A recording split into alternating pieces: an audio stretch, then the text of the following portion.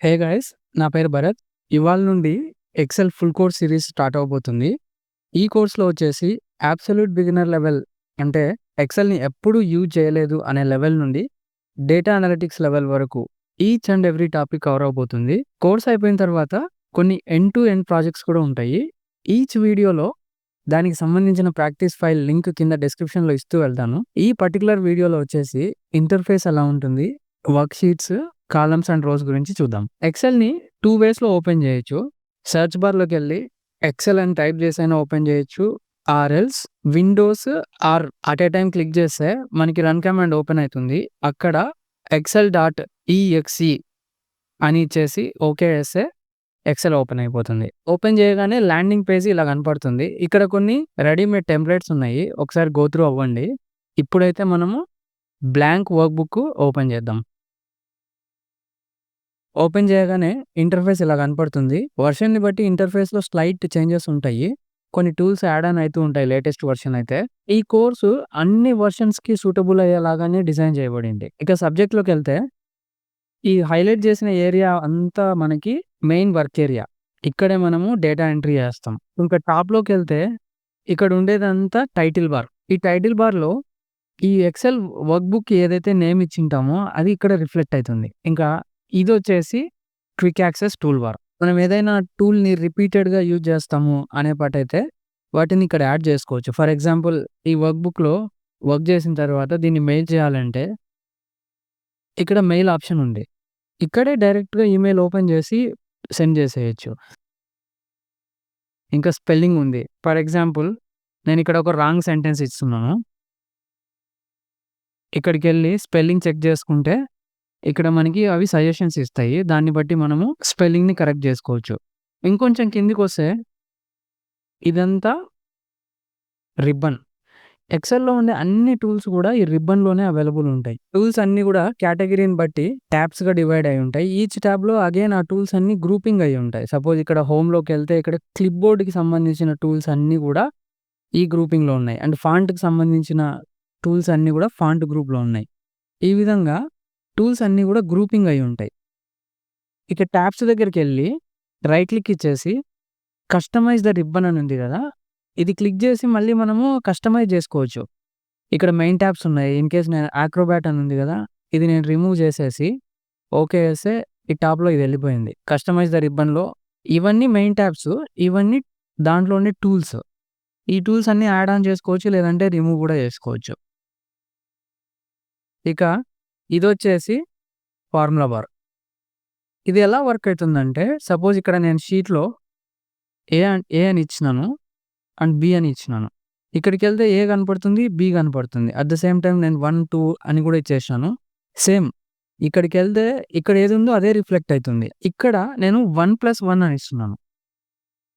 Okay. ఇక్కడ మనకి 2 అని రిఫ్లెక్ట్ అయితుంది. బట్ ఇక్కడ మాత్రం ఫార్ములా కనపడుతుంది. ఇక్కడ ఫార్ములాలో వచ్చిన అవుట్‌పుట్ మాత్రమే ఈ షీట్‌లో కనపడుతుంది మనం ఎంటర్ చేసిన తర్వాత వన్స్. బట్ మనం ఆ సెల్‌లోకెళ్తే అక్కడ యూజ్ చేసిన ఫార్ములా ఏంటి అనేది ఈ ఫార్ములా బార్‌లో కనపడుతుంది. ఇదొచ్చేసి నేమ్ బాక్స్. ఇదేంటంటే కరెంట్ సెల్ అడ్రెస్ చూపిస్తుంది. మనం ఏ సెల్‌లో ఉన్నామని చెప్పేసి. ఫర్ ఎగ్జాంపుల్ మనం సి కాలమ్‌లో ఉన్నాము. థర్డ్ రోలో.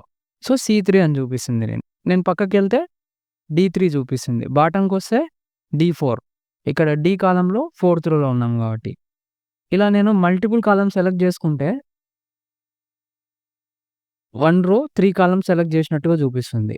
అగైన్ ఒకసారి కిందికొస్తే 2 రోస్ సెలెక్ట్ చేసినట్టు చూపిస్తుంది. సో, మనం ఎన్ని కాలమ్స్ అండ్ రోస్ సెలెక్ట్ చేసినాం అనేది కూడా ఇలా డ్రాగ్ చేస్తే చూపిస్తుంది.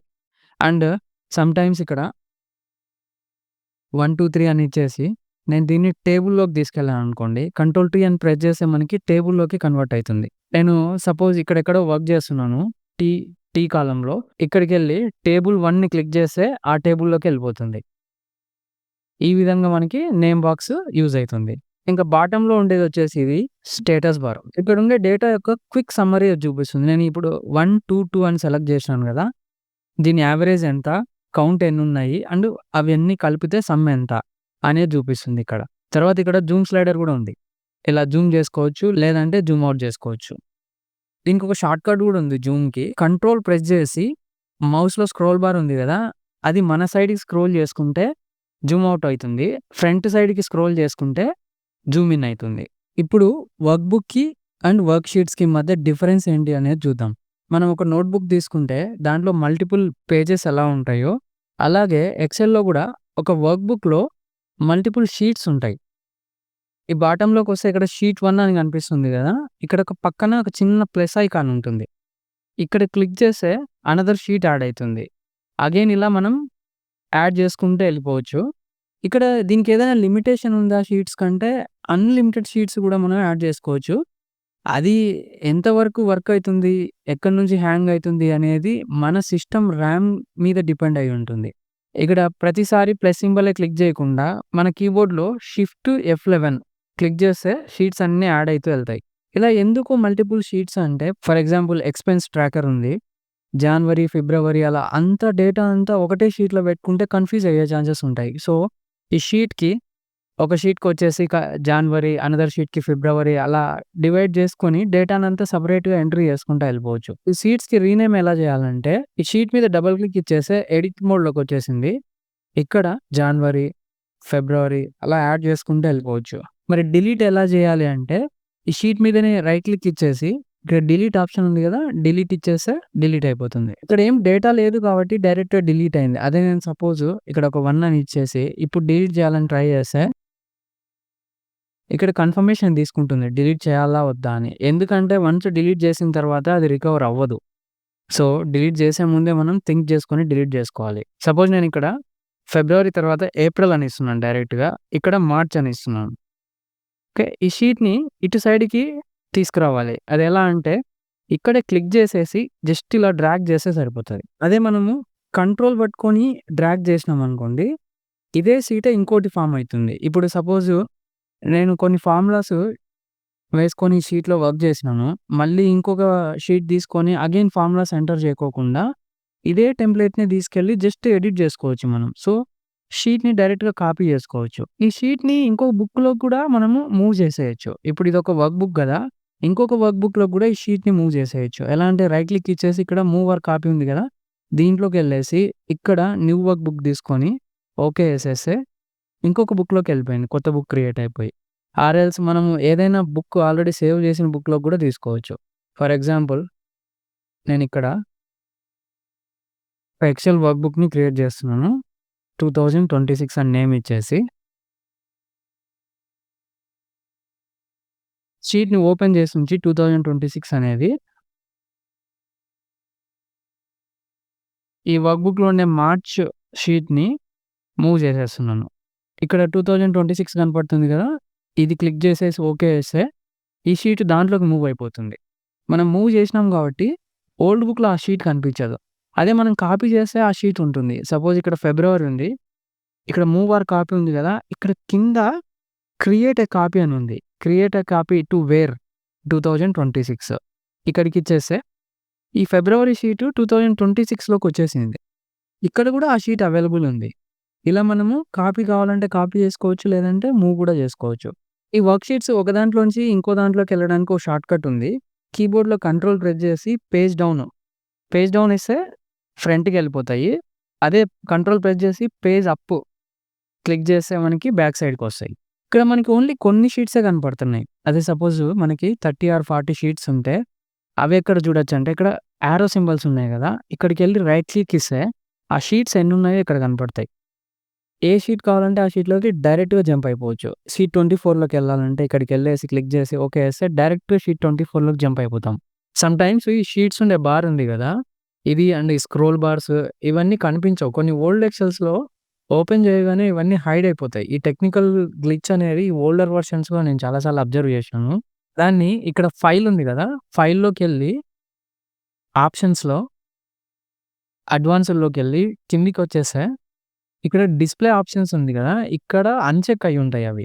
వీటిని చెక్ చేసుకొని ఓకే చేస్తే అగైన్ మళ్ళీ అవి రిఫ్లెక్ట్ అయితాయి. ఫైల్‌ని సేవ్ చేయాలంటే కంట్రోల్ ఎస్ క్లిక్ చేస్తే ఫస్ట్ టైమ్ ఇది లొకేషన్ అడుగుతుంది. ఎక్కడ సేవ్ చేయాలా అని చెప్పేసి సేవ్ చేసుకొని తర్వాత నెక్స్ట్ టైమ్ డేటా ఇచ్చిన ప్రతిసారి జస్ట్ కంట్రోల్ సేవ్ చేసుకుంటే అప్‌డేటెడ్ వెర్షన్ సేవ్ అయితూ వెళ్తుంది. నెక్స్ట్ రోస్ అండ్ కాలమ్స్ గురించి చూద్దాం. ఎక్సెల్‌లో వర్క్ ఎక్స్‌పీరియన్స్ ఉన్నవాళ్ళు గూడా చాలామంది రోస్ ఏవి, కాలమ్స్ ఏవి అని అడిగితే సడెన్‌గా కన్‌ఫ్యూజ్ అయితూ ఉంటారు. సింపుల్‌గా గుర్తుపెట్టుకోవాలంటే ఇక్కడ టాప్‌లో ఏబీసీలలో ఉన్నాయి గదా! ఇవన్నీ వచ్చేసి కాలమ్స్. 1, 2, 3లో ఉండేటివన్నీ రోస్. కాలమ్స్ అన్నీ ఇలా బాటమ్ సైడ్‌కుంటాయి. రోస్ అన్నీ ఇలా సైడ్‌కుంటాయి. ఒక ఎక్సెల్ వర్క్‌షీట్‌లో నంబర్ ఆఫ్ రోస్ ఎన్నున్నాయనేది చూడాలంటే just control down arrow click చేయండి. ఇక్కడ చూస్తే నంబర్ చూస్తున్నాం గదా! 10,00,000 రోస్ ఉంటాయి. అదే కాలమ్స్ వస్తే ఇక్కడ ఏబీసీడీలలో ఉన్నాయి గదా! ఇక్కడ చివరికెళ్తే జెడ్ తర్వాత మళ్ళీ ఏఏ స్టార్ట్ అయింది. అలా కంట్రోల్ సైడ్ యారో క్లిక్ చేస్తే ఒకసారి చివరికెళ్తుంది. ఇక్కడ ఎక్స్ఎఫ్‌డి వరకు ఉన్నాయి. అంటే టోటల్ కౌంట్ చేస్తే 16,384 కాలమ్స్ ఉంటాయి. ఈచ్ వర్క్‌షీట్‌లో same number of columns and rows available ఉంటాయి. ఈ కాలమ్స్‌ని ఇలా మాన్యువల్‌గా డ్రాగ్ చేసుకోవచ్చు. కంప్రెస్ చేసుకోవచ్చు ఆర్ ఎల్స్ ఎన్లార్జ్ చేసుకోవచ్చు. రోస్‌ని కూడా సేమ్ అంతే. కంప్రెస్ చేసుకోవచ్చు ఆర్ ఎల్స్ ఎన్లార్జ్ చేసుకోవచ్చు. ఇలా సింగిల్‌గా కాకుండా కార్నర్‌లో చూస్తే క్రాస్ యారో కనపడుతుంది గదా! ఇక్కడికెళ్ళి సెలెక్ట్ చేస్తే ఎంటైర్ షీట్ మొత్తం సెలెక్ట్ అయితుంది. ఇప్పుడు కాలమ్స్ దగ్గరికొచ్చి ఒక డబుల్ క్లిక్ ఇస్తే ఆటో అడ్జస్ట్ అయిపోతాయి. సేమ్ రోస్ కూడా ఆటో అడ్జస్ట్ అయిపోతాయి. ప్రతిసారి ఇలా మౌస్ పట్టుకొని ఎక్సెల్‌ని ఆపరేట్ చేయడం అనేది టైమ్ కన్జ్యూమింగ్ యాక్టివిటీ. కీబోర్డ్‌లో షార్ట్‌కట్స్ యూజ్ చేసి ఎంత వీలైతే అంత మౌస్‌ని అవాయిడ్ చేయాలి. నెక్స్ట్ ఎపిసోడ్‌లో రియల్ టైమ్‌లో రిపీటెడ్‌గా యూజ్ చేసే ఎసెన్షియల్ షార్ట్‌కట్స్ గురించి తెలుసుకుందాం.